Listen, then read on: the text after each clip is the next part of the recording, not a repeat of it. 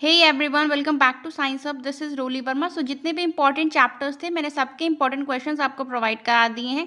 And अब हम discuss करेंगे wave optics and electromagnetic waves के कुछ बहुत important question. So first question है आपका, state any one postulate of Huygens wave theory. Huygens wave theory बहुत इंपॉर्टेंट है and the answer is every particle of the medium situated on the wave front act as a new wave source from which fresh waves originate, and these waves are basically called secondary wavelets. Question number second है आपका, what is the shape of wave front diverging from a point source of light. So answer is spherical. Question number third है आपका, with what type of source of light a cylindrical wave front associated. Line source of light. Okay. Question number fourth is, what is the shape of wave front for a beam of parallel wave. So your answer is plane. ये तीनों question important है, याद रखिएगा। Question number fifth जो है आपका, ये बहुत इंपॉर्टेंट क्वेश्चन है। The refractive indexes of glass, diamond and water are given, in which of these will the speed of light be maximum. So सबसे पहले आपको पता होना चाहिए जो स्पीड ऑफ लाइट है वो बेसिकली इन्वर्सली प्रोपोर्शनल होती है रिफ्रैक्टिव इंडेक्स की। ओके। सो आपका आंसर होगा वाटर। वाटर में जो स्पीड होगी वो मैक्सिमम होगी। क्वेश्चन नंबर 6 है आपका, how is fringe width of an interference pattern in Young's double slit experiment affected if two slits are brought closer to each other. जब दो स्लिट्स एक पास लाई जाएंगी तो जो फ्रिंज विद होगी वो इंक्रीज होगी। ओके। क्वेश्चन नंबर 7 आपका बहुत इंपॉर्टेंट क्वेश्चन है, in Young's double slit experiment what is the path difference between the two light waves forming fifth bright fringe on the screen. For bright fringe path difference between the waves must be an integral multiple of full wave. So यहाँ पे formula है इसका M lambda. जो M है ये 1 2 3 and so on. जब कभी भी ऐसा क्वेश्चन आए तो जिस भी पोजीशन वाली फ्रिंज की बात करी गई है उसी के बेसिस पे आपको आंसर लिखना है। यहाँ पे फिफ्थ ब्राइट फ्रिंज की बात करी गई है तो आपका जो आंसर होगा वो 5 लैम्डा होगा। अगर थर्ड ब्राइट फ्रिंज की बात करी जाती तो यहाँ पे 3 लैम्डा आंसर होता। क्वेश्चन नंबर 8 है आपका, in Young's double slit experiment what is mean by fringe width और fringe separation. So the distance between two consecutive bright और dark fringes is called fringe width. बहुत इंपॉर्टेंट है। इसका एक छोटा सा डेरिवेशन भी है एंगुलर फ्रिंज विद का, जो बहुत इंपॉर्टेंट है, लास्ट ईयर आया भी है।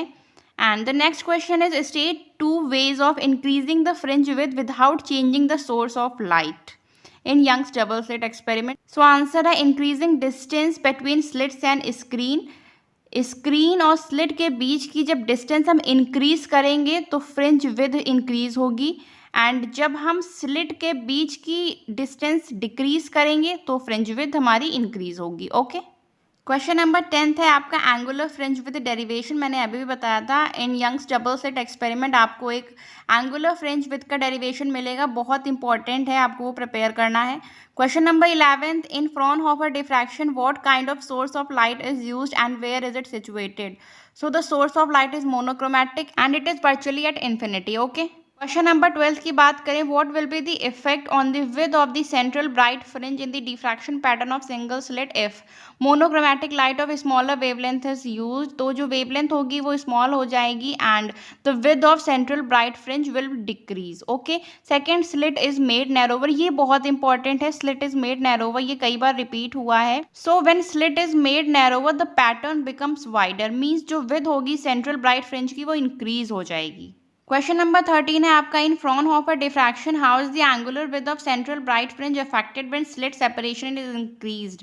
जब स्लिट सेपरेशन इंक्रीज होगा तो जो एंगुलर विड्थ होगी सेंट्रल ब्राइट फ्रिंज की वो डिक्रीज होगी। क्वेश्चन नंबर 14 है आपका, what is the phase difference between any two points lying on the same wave front. जब दो पॉइंट सेम वेव फ्रंट में होंगे तो उनका फेज डिफरेंस हमेशा 0 होता है। ओके। क्वेश्चन नंबर 15 है आपका, derive Snell's law on the basis of Huygens wave theory. ये एक बहुत इंपॉर्टेंट डेरिवेशन है, बहुत बार रिपीट हुआ है, डायग्राम के साथ आपको ये प्रिपेयर करना है। क्वेश्चन 10 है, state the path difference between two waves reaching a point. For constructive interference के लिए एम लैम्डा होगा, जहाँ पे M 0 1 2 3 and so on, and जो डिस्ट्रक्टिव इंटरफेरेंस होगा उसके लिए M minus half and lambda. Okay. जिसके लिए जो एम होगा वो 1 2 3 and so on. Okay. Question number 19 की बात करें, so state one condition for observing a sustained interference of light. So your answer is two sources must be coherent, यानी जो फेज डिफरेंस है टाइम के साथ वो 0 होना चाहिए। ओके, नेक्स्ट क्वेश्चन है define coherent sources of light. Two sources are said to be coherent if they emit light waves having sharply defined phase difference that remains constant with time.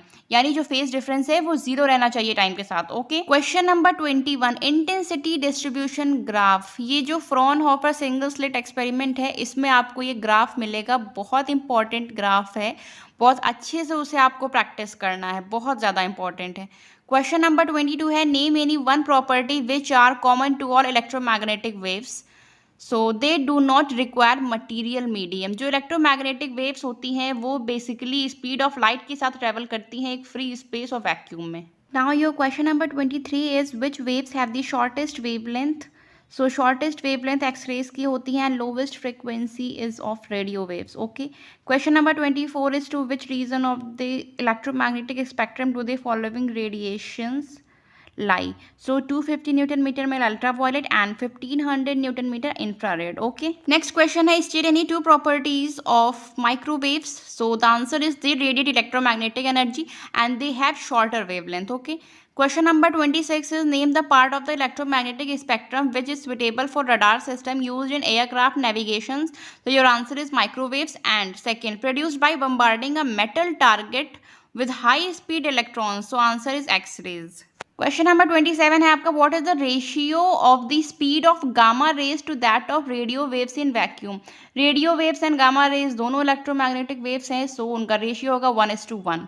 Question number 28 how are the electric vectors magnetic vectors and velocity vectors are oriented in an electromagnetic waves. Your answer is in electromagnetic waves propagating along x direction, electric vector, magnetic vector are taken in yz plane and c यानी velocity vector taken along x direction. One more thing, electromagnetic waves में जितनी भी waves है मैंने सबकी नाम यहाँ पे लिख रखे हैं। सो एक बेसिक सी ट्रिक है, इनका जो इंक्रीजिंग फ्रिक्वेंसी का ऑर्डर है एंड डिक्रीजिंग वेवलेंथ का ऑर्डर है उसको याद करने की। सो सी सबसे पहले मैंने यहाँ पे radio waves, microwaves, infrared, visible light, ultraviolet, X rays and gamma rays सभी रेज के नाम लिखे हैं। साइड में मैंने ये ब्रैकेट में लिखा हुआ है। So you can prepare like this red MI in vivo, you x में गैलेक्सी। क्लियर, इस तरीके से आप इसको याद कर सकते हैं। तो आप आसानी से अगर कोई क्वेश्चन आता है इंक्रीजिंग फ्रिक्वेंसी या डिक्रीजिंग वेवलेंथ से लेके तो आप कर सकते हैं वो। Okay, and prepare these all questions and all the best for your exams.